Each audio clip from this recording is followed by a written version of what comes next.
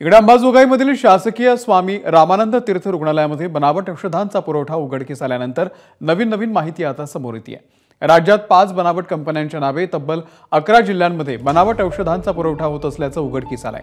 या 5ही बनावट कंपन्यांचं अस्तित्व फक्त कागदावरच आहे। त्यामध्ये उत्तराखंडमधील ब्रिस्टल फॉर्म्युलेशन आणि SMN लॅब, केरळची रिफंड फार्मा आणि मेलबॉर्न बायोसायन्सेस तर आंध्र प्रदेशची कॉम्युलेशन या कंपन्यांचा समावेश आहे।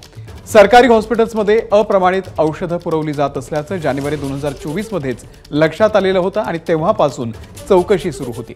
औषध विभागाचे आयुक्त DR गव्हाणे यांनी ऑक्टोबर 2024 मध्येच या बनावट कंपन्यांनी कुठे औषधं पुरवली आहेत याची माहिती मागवलेली होती।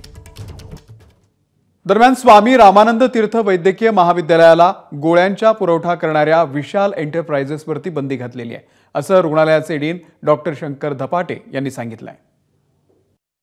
सर, विशाल एंटरप्राइजेस ज्या कंपनीकडून ही गोळ्याचा पुरवठा झाला होता, त्यांनी ज्या कंपनीकडून केला होता त्या संदर्भात माहिती असं होतं की याच्याबद्दल आम्हाला काहीच कल्पना नव्हती। खरं तर विशाल एंटरप्राइजेसनीच आम्हाला दिले आणि असा रिपोर्ट आलेला आम्ही त्या विशाल एंटरप्राइजचं ब्लॅकलिस्ट करा म्हणून शासनाला लिहिलेलं आहे आणि त्यांचा गोळ्याचा साठा घ्यायचा नाही म्हणून ठरवलेलं आहे इथून पुढे।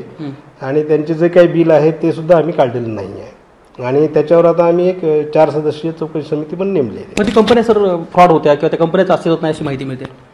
नाही, हे मी पेपरमधूनच वाचतोय। मलाही काही माहिती नव्हतं की त्यांना कोणाकोण घेतल्या होत्या आणि जेव्हा त्याचा FIR झाला त्यावेळेसच ते कंपन्यांची नाव आली माहिती पुढे की सुरत, भिवंडी असं काही ते ऐकतोय मी।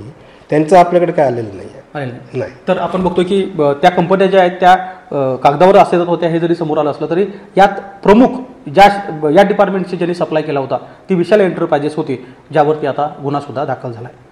गोविंद शेळके, ABP माझा, अंबाजोगाई। ABP माझा, उघडा डोळे बघा नीट।